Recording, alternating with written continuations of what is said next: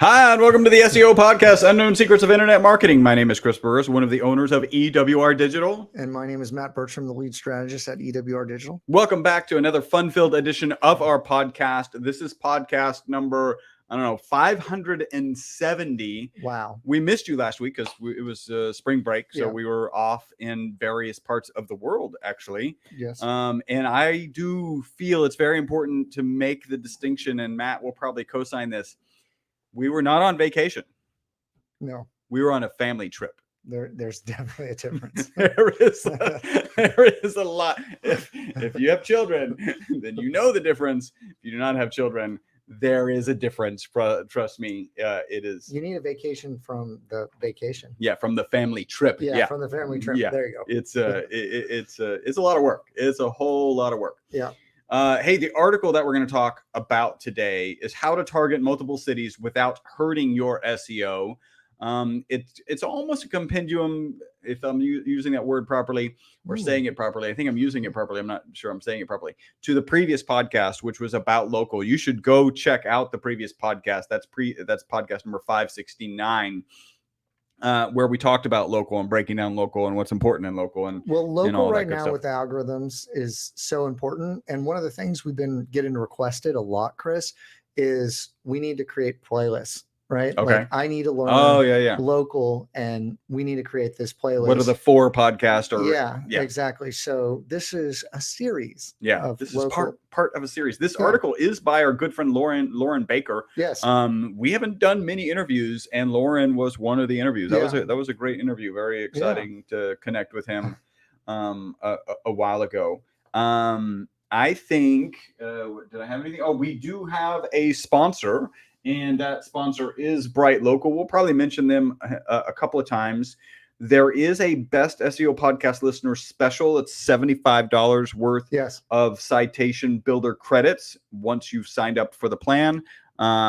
If you have any challenge with that, just reach out to us. We'll get you sorted out. And we'll coordinate I think with it's like for certain plans, like you have to be at a certain level, but we'll put the link in the show notes. Okay. So, very cool. That link will be there. I say we jump into the article. Let's do it. Mostly because you have to leave.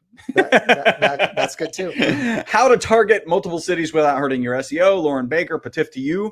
Can you imagine the hassle of finding an electrician if every Google search returned global SEO results? By the way, I remember when that was true. Like you would look dentist, and then the dentist that would show up at the top of the search results, Google or otherwise, was the dentist out of California, usually LA or New York, because they had the biggest budgets, the best content, whatever. It was kind of a pain. Yeah. And not very helpful. On the other hand, think of how inefficient your digital marketing strategy would be if your local business had to compete with every competitor worldwide for clicks. Oh my gosh. Problematic. Yeah. Luckily, Google has delivered a solution for this issue through what's called local SEO. Yeah. What if you have multiple locations in multiple cities? Is it possible to rank for keywords that target multiple cities without hurting your local SEO? Yes. Of course it is. Of course it is. You've been cheating. You read ahead. No, I'm doing it. I'm like actually doing the work in the process. It's important to ensure that you do it correctly. So first, let's kind of touch for those who may not know, and that's really not going to be anyone, but let's reiterate, why is local SEO important? If local SEO can potentially hurt you, why do it at all? Here are a couple of good reasons. One, let's imagine you're in a hotel room when you away at a destination wedding and you crave a cheese pizza. You pick up by the way, mine would be my favorite is vegetarian. Okay. Cut the olives because I love olive oil, but I hate olives. Add what is it? Sausage, spicy sausage, Italian spicy sausage. Anyway. All right. If you want to send Chris any gifts, now you know what to send him to get his attention. That is awesome. Vendors. So are you going to pick up the phone and go Google what? Pizza? No, you're probably going to search something like best pizza in Houston. When you get the result, do you say, okay, that was good to know, I'm going to go sleep now? No, you take action. You pick up the phone, you order the pizza for delivery, or you get in a taxi. What if you just do it all on Uber? You could do that in Uber. Yeah, you could skip Google altogether. It's interesting. Google, ChatGPT, there's some issues, right? Google's got to figure it out. So they're doing a lot with restaurants. Yeah. They're doing a lot to make a better experience for restaurant owners. Yeah. Adding the menus. So they're getting competitive. So it's just a good note to know. The competition is good. Makes things better. Yes. All right. So every month, searchers visit 1.5 billion locations related to their searches. No surprise there. Like you're going to research something before you go. Nearly 46% of Google searches have local intent. That's in the parlance of our former president. That's huge. Okay. You are on today, Chris. You're on Local today. SEO ranks you higher on Google. The SEO KPIs you should track to rank on Google, 2 of them are clicks to your site and keyword ranking increases. With local SEO, you hit both of these birds with one stone. So local SEO, good. Now, city pages, are they good or bad for SEO? Long ago in the dark ages, city pages were used to stuff in local keywords to gain higher rankings on Google. Do you remember back in the day? Just keyword stuffing in general. For example, you'd create a page and write content on flower delivery. Then you duplicate that page and it would be flower delivery in Houston, flower delivery in Katy, flower delivery in Sugarland. By the way, those are suburbs of Houston. Flower delivery in Baytown. I think Bayland is also an area. So that is what you would do. It doesn't take Google long to catch on to these things. They noticed the spammy tactic. They rolled out Panda, and that penalized you for that duplicate content. So yeah, city pages can hurt your SEO, although Google technically says that there's, and long ago I had some experience with tons of these pages that I actually created automatically. And those pages that targeted much smaller cities would actually rank. The ones that targeted any city of any note just never ranked.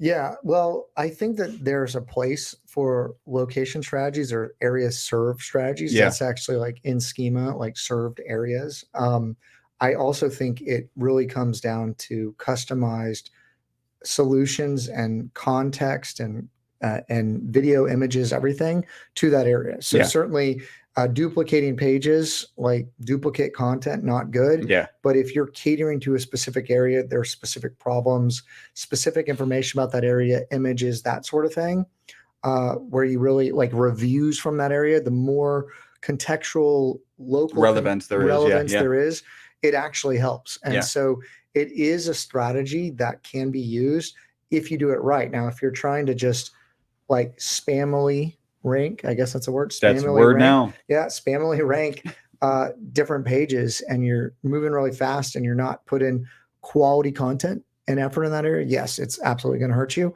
But if you spend time and really think through servicing that area, right, and make content to those specific areas, it can help because it's different data, and it's a different page serving a different data, meaning unique content. And, yes, and it may be the case that if you're not in that competitive an area, you don't even have to do that much. Like the reality is, if you can, I don't even know how big Schenectady is, but if that's your target, and if it's a small place, I don't think it is, but if I'm sure there's a Schenectady, North Dakota, that's a small place, then you may just need to use the word, or you could list all the cities in North Dakota and you might be able to rank there.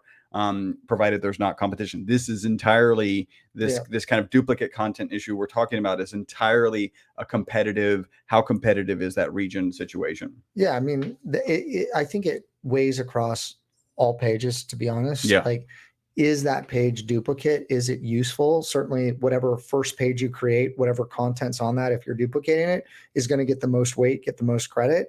And if it's not customized to that area and it's competing against other people that are in that area, you're going to have challenges. So again, it's just better quality content across the board: video, pictures, images, stats, quotes, like whatever in that area. Really important to focus on that hyper local aspect of it. And now Matt has explained the rest of this article, how do I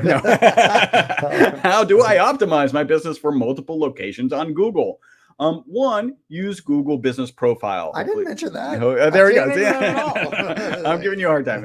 You actually jumped to, I think, the last point. To give people exactly what the goal is, to give them exactly what they're looking for. This means if they can verify your business, you'll have a higher chance of ranking on the SERPs. When you register on Google Business Profile formerly Google My Business, right? Yeah. You're confirming to Google exactly what you offer and where you're located. Google can then be confident about sharing your content for searchers. The best thing is it's free and it's actually easy to use. So it's actually a different search engine. Okay, it's a different search engine altogether. Yeah. It's wrapped together with universal search and YouTube. YouTube's second biggest search engine in the world. I don't know actually where Google Maps or whatever they call it is ranking, but they wrap it together. They call it universal search. And so you got to remember that's a different search engine and that's different content than it's looking for, really. So your target page is looked at, and they do look at some other things on the site if you look at it, but mainly the content that's weighted in on your Google profile, like your little updates and the products you offer and all that sort of thing, super, super important. And having pictures that associate with those products or services are key. We're about 10 minutes in the podcast, and I'm just going to let you know, it sounds good. We hadn't had any headphones in. By the way, for that number one, use Google Business Profile. What you want to do is he's fine. What you want to do is go back and check our previous podcast. All right, number two, get into Google's local map pack. Here are 3 things you can do to increase your chances of making it into one of the 3 coveted slots on the map pack. And it's really about those coveted 3 slots. Yeah, because the fourth it's not on the first. Make it, and then there's another one that's like ads or 2 ads. Yeah. Number 1, this may sound familiar. Sign up for Google Business Profile. Number 2, fill out, right? Give Google all of your details and leverage your reviews. Yep. The better your reviews, the higher chance you'll be featured in Google Local Business. More consistent reviews. Use the keywords that you might want to rank for. In the reviews that are left, respond to each review. Think about it. It's a separate search engine platform. So the more content it has to be able to pull from it to give the best optimal result, it's going to do that. So help it. Yeah. Right. Yep. All right. Number 3, build your internal linking. Interning is what happens when you combine those words. Internal linking structure.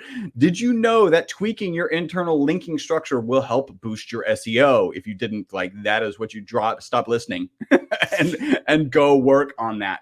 We all know that external links help, but it's harder to control those. It's harder. Like, you don't actually control those. You can try to control them, and you can encourage people. I can rank sites with just on-page links. Yep. Okay. And really what Google's mission is to organize all the information in the world. And so if you can better organize the information on your page for that user on the solution they're looking for on the step in their customer journey, you're going to win. And it's about site navigation. It's about understanding where that link equity goes. I actually teach a course on that. You have to understand how that information is being organized and how you're linking it together, where that link equity flows and where those backlinks are pointed to help give Google the signals to be able to rank your site properly in the order. So What people do a lot of times is they have a very flat link structure where all the links are going to every other link on the page. Yeah. So then Google doesn't understand the importance. What you want is someone to click through that page, but we can go into that more later. I know I got to get going. So yeah, build your own internal link structure. You control it, and it can have an incredible impact. And also your Google My Business can point to the page that's most relevant. And if you have multiple locations, make sure you're pointing to the page that's most relevant for that area. Yeah. Number 4, build your NAP citations. We did cover this in the previous podcast. Again, NAP stands for name, address, and phone number. A good rule of thumb is to put the information at the bottom of your own homepage, right? So again, your name, address, and phone number, where kind of visitors expect to find it. So I would tell you too, you want to put it in the body of the page. You got to remember these pages are not visually there's a visual interface that's associated with it, with WordPress, etc., but it is still an HTML file. And so putting it in the body of the page and not just in the footer, really, really important for ranking. So I'd call that a pro tip. And I think we're going to get into it, but certainly using things like Bright Local to help you manage those profile listings are absolutely key to save you time. And I have seen data. It is so important to do those NAP listings.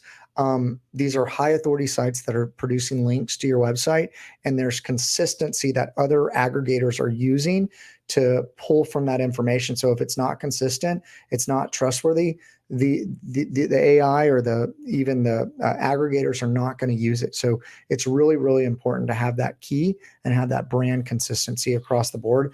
Moving locations is a time to hire an SEO company because to get that right. To get that right, because it's going to absolutely be a nightmare if you don't do it properly, and it's going to really hurt your SEO rankings. Yeah. In fact, you mentioned this. The next sentence is, it's also great to list your business information on online data aggregators and use a service like Bright Local. So what I would tell you about data aggregators, just to give you an example of what it is, it's aggregating all the listings from a single source. So like podcasts, if you're listening to this podcast, Apple iTunes is one of the main data aggregators that all other podcast venues are taking that RSS feed and doing that. And that's the issue with like centralization and the fight with decentralization and Web3. I haven't talked about that in a minute, but it's really, really important, because if they unlist your podcast, you're screwed.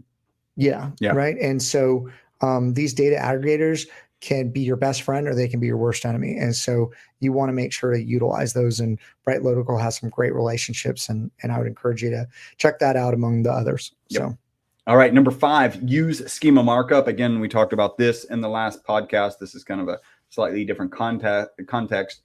Schema markup on your website can significantly affect your local SEO results. If you're not a developer, schema can look very intimidating. Yeah.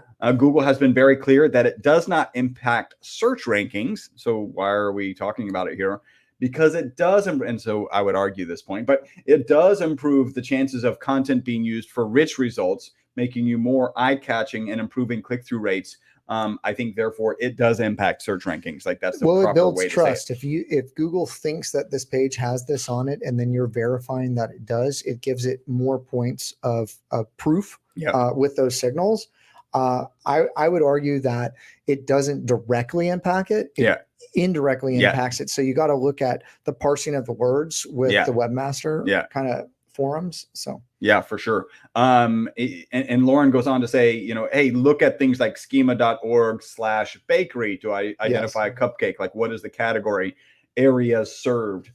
Using a plugin, you can also find more information about schema markup for WordPress. There's some great plugins that help you with this. You just want to make sure it's not too heavy. But there's some great plugins out there. You should check it out. Matt, this next one is not going to surprise you at all. Okay. Optimize your site for mobile. People don't only choose their smartphones over their computers at 3 a.m. And he gave an example of a pipe busting in his house. They do it all the time. Almost 59% of website traffic comes from mobile devices. I think it's higher. Yeah, I would imagine. As usual, Google noticed and moved to mobile first indexing. That was quite some time ago. Here are 6 tips to making your website mobile friendly. Make sure your website is responsive and fits nicely into different screen sizes. Don't make your buttons too small. Prioritize large fonts. Forget about pop-ups and text blockers.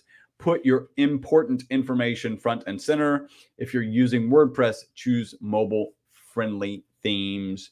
There's a bonus tip here. Okay.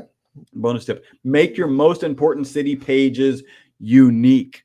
I feel like you gave away the bonus at the beginning. Okay, I like your generosity. Like we're just going to jump into this podcast. If you listen to this podcast, you're going to learn how to do SEO properly, and you're going to do it well, and you're going to be able to outrank people. I would tell you that when you're working with the developer, they're designing it on a laptop. So they're maybe using some tools to look at it on mobile. You want to manually check that. You want to check that tablet. The responsive text sometimes looks funky. Just doesn't work. Sometimes code breaks. You need to refresh the cache. These are really good tips. But man, I would be manually checking that, making sure that user experience. I'd say a button every 2 scrolls. Make the button 25% bigger. Use the same text, but use bigger text. Make sure it's a Google approved font. These are all great tips. So for that mobile.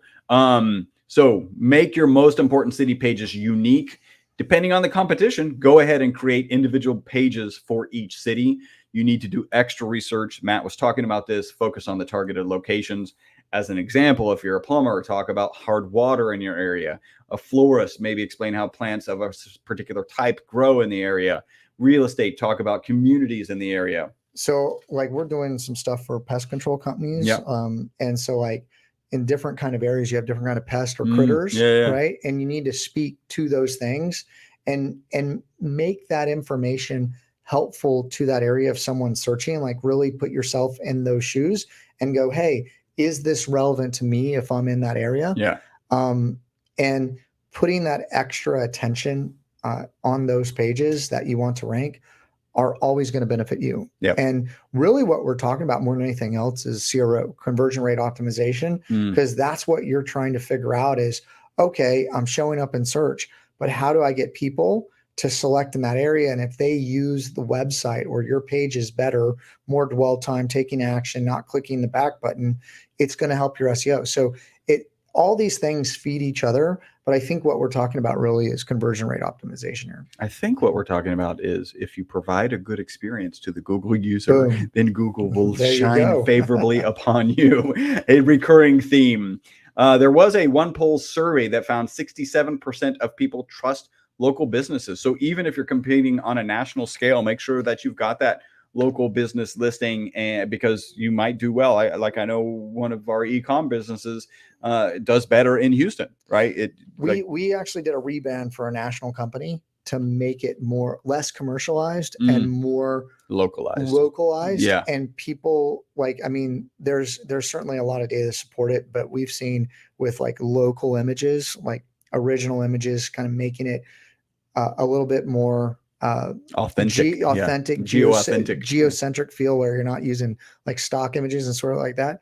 3x more engagement. Wow. Yeah. Wow. And it's very easy to get caught in this trap of, hey, it's basically the same stuff. Let's just consolidate it and we'll put the same stuff. We're saving money on not optimizing. And I would argue that's a bad call. The business you're losing, like what is that costing you? Yeah. Right. So.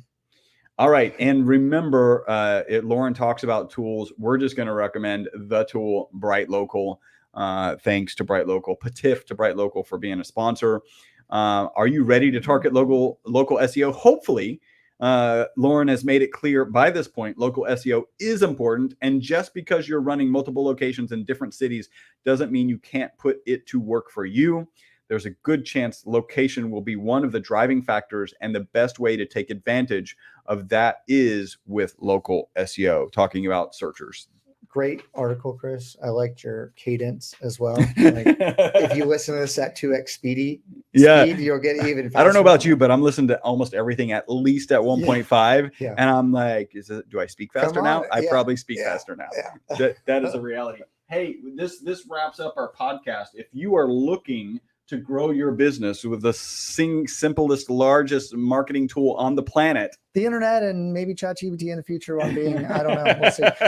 Go to ewrdigital.com for a free assessment, free consultation, discovery call. We're doing a lot of them. We're getting a lot of good feedback. Come check it out. We want to help you. And go do that. That's ewrdigital.com. Until the next podcast, my name is Chris Burres. My name is Matt Bertram. Bye-bye for now.